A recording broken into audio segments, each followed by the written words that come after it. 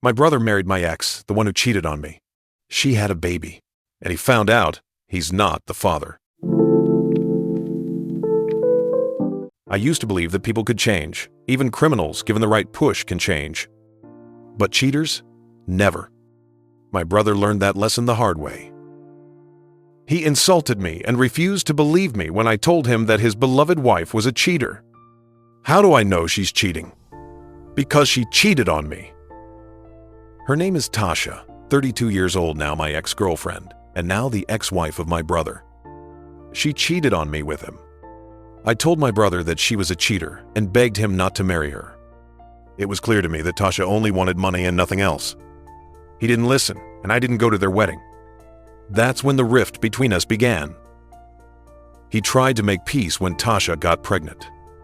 Mom insisted that I give them a chance, and I listened to her. It turned out she had been cheating even before the pregnancy. The baby didn't look like him, and he did a paternity test because now he could see what I had seen from the start. I was a complete idiot when I dated Tasha. I just wanted a hot girlfriend to show off to other guys. In school, I was a loser, so people's approval meant a lot to me back then. I even spent a fortune on a car to impress people. Tasha was extremely paranoid. She constantly checked my phone, called to ask where I was, forbade me from talking to other women. I desperately wanted her to feel secure, so I introduced her to my close friends and my family. When my friends saw her, they immediately said she was bad news and told me to stay away from her. But I was blind back then and thought they were just jealous. I didn't want to ruin friendships over it, so I kept defending her. Eventually, I introduced her to my parents and my only brother, Noah. He's 35 now, 3 years older than me. Tasha is older than me too by about 3 years, but she acts like a child. I invited her on a family weekend trip. I thought it would be good for our relationship. I imagined how great it would be to spend time together at the beach. I was wrong. Tasha got mad at me because she thought I was staring at another girl in a bikini. For the record, I wasn't. She hit me and stormed off somewhere. I was angry and didn't follow her. After some time, I got worried and went to look for her. I looked everywhere but couldn't find her. My parents had gone to the city to do some shopping. I returned to the beach house, thinking maybe she went back there. To my horror, I found Tasha and Noah half naked on the couch, doing exactly what I never wanted to see. I had a complete breakdown. Tasha claimed it was my fault that it wouldn't have happened if I hadn't been checking out other women. I wasn't, but I guess she assumes everyone's just like her. Noah tried to justify himself, saying he thought Tasha wasn't right for me and that she'd be happier with him. I was furious and just left. I couldn't just let it go. So I dug deeper and found out that Tasha had been flirting with multiple guys while dating me. She went on fancy dinners, made them buy her gifts, looks like I was just one of those guys. I tried to warn Noah about her, but he didn't even want to listen. Eventually, I stopped trying. I was still furious that my girlfriend had cheated on me, and with my own brother. I knew she would cheat on him too, and one day he'd catch her and feel the same pain I did. But things didn't go the way I expected. A couple of months later, I received an invitation to their wedding. I couldn't believe my brother was marrying a woman he barely knew, a gold digger and a cheater. I realized that if I didn't stop this, he'd end up miserable. I gathered all the evidence I could, messages, photos, everything. I showed it to Noah, but he told me that Tasha had already confessed everything. She said she had just wanted to experience different men before finding the perfect one. And apparently, Noah was the perfect one. They decided to get married. She was talking nonsense, but my brother was blinded by love. Noah has money and spends it freely. Our family's comfortable. We have a few rental homes that Dad owns, and he helps us financially. We don't pay rent, we live well, and that's exactly what Tasha wanted. She's a typical gold digger.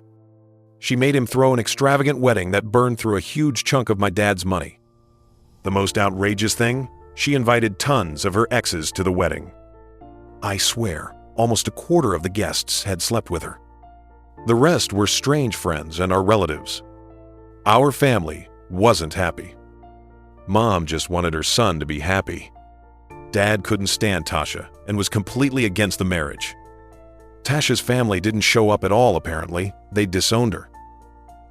They invited me, but I refused to attend my own brother's wedding. He called and begged me to come, but I told him I wouldn't go to my ex's wedding. He called me jealous and said I just couldn't handle his happiness. That was the last time we spoke 5 years ago. Recently, Mom called me and said Noah wanted to make peace. I told her if he truly wanted to talk, he should call me himself, not through her. A few days later, he did. He told me Tasha was pregnant and that they'd been together for 5 years. He said everything was great, and he wanted to prove me wrong to show me that Tasha was a faithful wife after all. He said it was time to let the past go and make peace so the baby could have an uncle. I decided to visit them. They looked like a normal, happy family. Noah teased me for still being single and told me to find myself a girl. He even thanked me for introducing him to Tasha, giving me credit for his happy family. That whole visit infuriated me, and I decided to prove him wrong. I was shocked their relationship had lasted this long, so I started digging for dirt on Tasha. Of course, it didn't take long.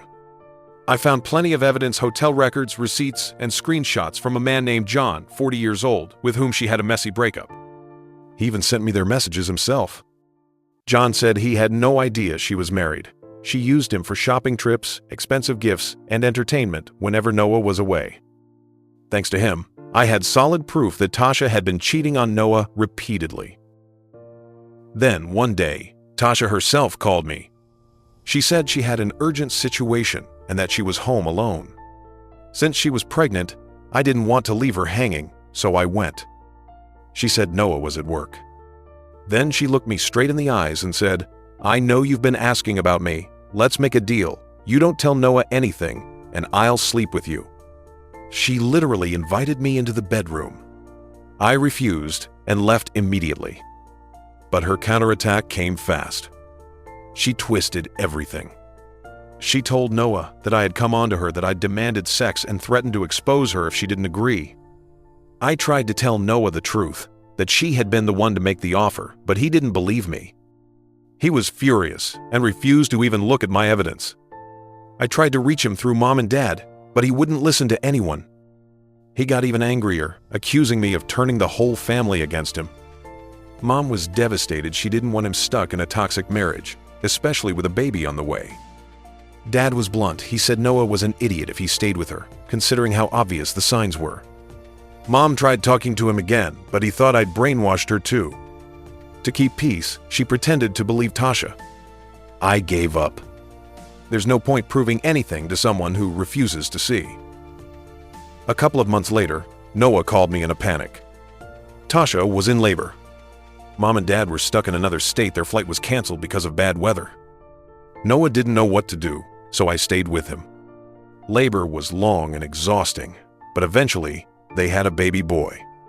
I was genuinely happy for them until I saw the baby. Something felt off. The baby had features that didn't resemble either Noah or Tasha. He had slightly Asian-looking eyes. I tried not to say anything, thinking maybe all babies look different at first, but inside, something screamed, "This baby isn't Noah's." The longer I stayed with them, the clearer it became. I could see it on Noah's face too. He seemed detached, distant, like he already knew. A few days later, Noah came to my place. He finally admitted it. He felt the baby wasn't his. He told me that they'd always used protection, and that Tasha said the condom must have failed. I showed him all the evidence I had gathered. That night, he cried for hours while Tasha kept calling him nonstop, saying she couldn't handle the baby alone. I told him to get a paternity test. He did. And the results confirmed what we both already knew: the baby wasn't his. When he confronted Tasha, it turned into a full-blown war. He called our family over so he wouldn't have to face it alone. Tasha didn't even try to deny it, but she played the victim, screaming that Noah had violated her trust by doing the test behind her back. She threw things, screamed, terrified the baby. It was chaos. Afterward, Noah stayed at our parents' house for a few days. He took the baby with him because he didn't trust Tasha to care for him properly. Oddly, he started bonding with the baby. Mom and Dad, too. Eventually, Noah filed for divorce. Tasha refused. First, she denied everything and said the test was fake. After the second test confirmed it, she came up with a new story that the baby was conceived via IVF with a donor. She couldn't prove any of it.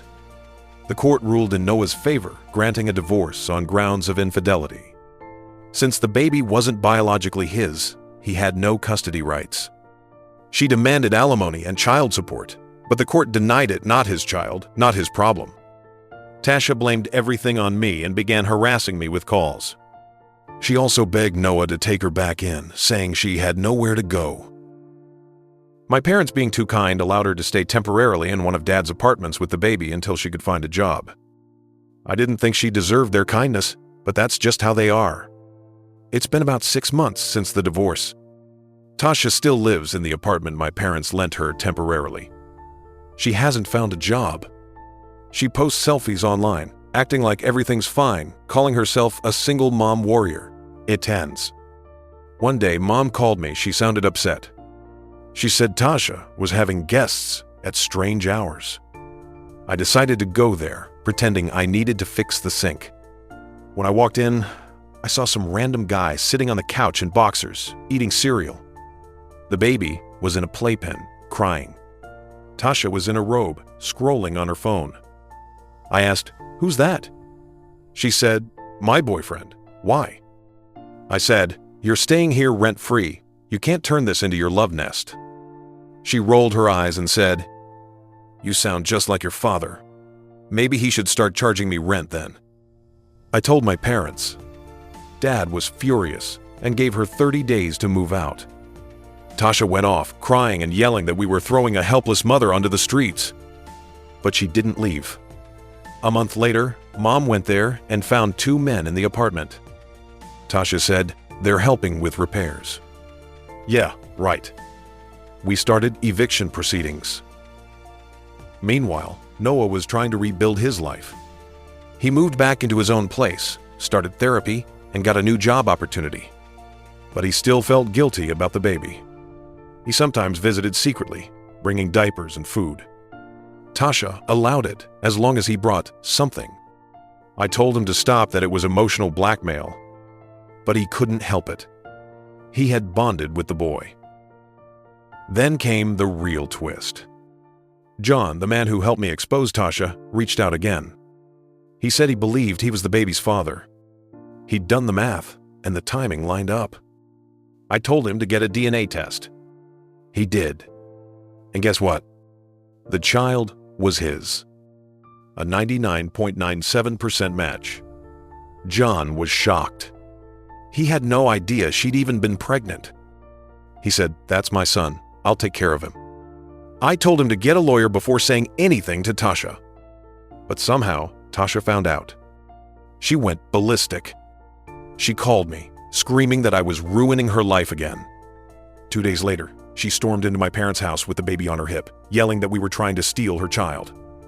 Mom tried to calm her down, but she only screamed louder.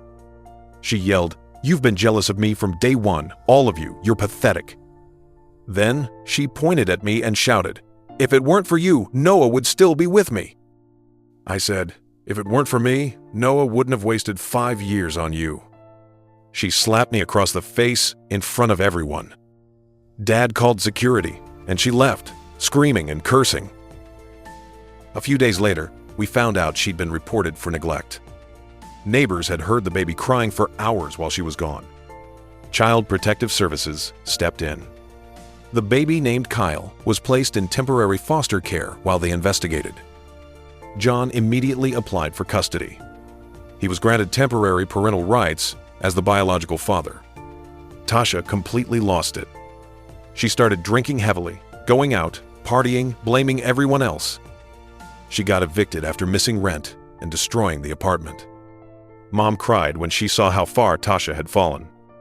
Noah, surprisingly, stayed calm. He told me he felt relieved. He said, "Now everyone finally knows." Then he added, "But I still feel sorry for her. She's lost everything." I said, "She lost it because she burned every bridge she had." Months passed after Kyle went to live with John. He and the boy bonded quickly, John sent my mom photos. Kyle looked healthy, happy, loved. But Tasha didn't take it well. She spiraled hard. She kept posting on social media, "My baby was stolen, corrupt system," making herself look like the victim. But everyone who knew her knew the truth. Noah slowly moved on. He focused on therapy, joined a gym, and started dating someone new. Her name was Rachel. She was kind, calm, and grounded, the complete opposite of Tasha. For the first time in years, Noah genuinely smiled. Then came the call. Mom called me in tears. "Tasha's in the hospital," she said. She had overdosed pills and alcohol. Neighbors found her unconscious in a motel hallway. She'd been living there for weeks. I visited, even though I didn't want to. She looked awful thin, pale, bruises on her arms. Barely conscious. She looked at me and whispered, "They took him from me. You took everything. Is less than #0. 5# is greater than..." I told her, "You took it from yourself." She started crying. She asked, "Do you think I'm a monster?"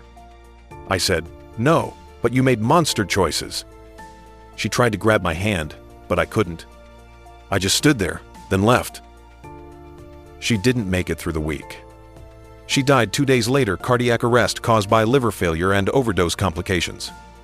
Noah went to the funeral. I didn't. He said he didn't cry, he just stood there, numb. Mom said she hoped Tasha finally found peace. Dad shook his head and said, "Some people burn everything they touch." John didn't bring Kyle. He didn't want the boy exposed to that chaos. He sent flowers and a note that said, "Rest now for his sake." Months later, I saw Noah and Rachel at the park, pushing a stroller. I thought for a second maybe, but no, it was their own baby. A little girl named Hope. Noah hugged me and said, "Thanks for never giving up on me, even when I hated you." I said, "You'd have done the same." He laughed. "No, I'd have punched me in the face." We both laughed. Some betrayals cut so deep, they scar generations. Tasha thought she could lie her way through life, that love was a game she could win by manipulation. But life always settles its debts. In the end, the truth doesn't destroy you. It frees you. It hurts like hell first, but then it's peace. If you've ever loved someone who broke you like that, remember, their chaos was never your fault. You just got caught in their storm. But now, you get to walk away. If this story touched you, share your thoughts below. Which part hit you hardest? And have you ever seen karma catch up in real life? And I wish you peace and truth that never lies to you again.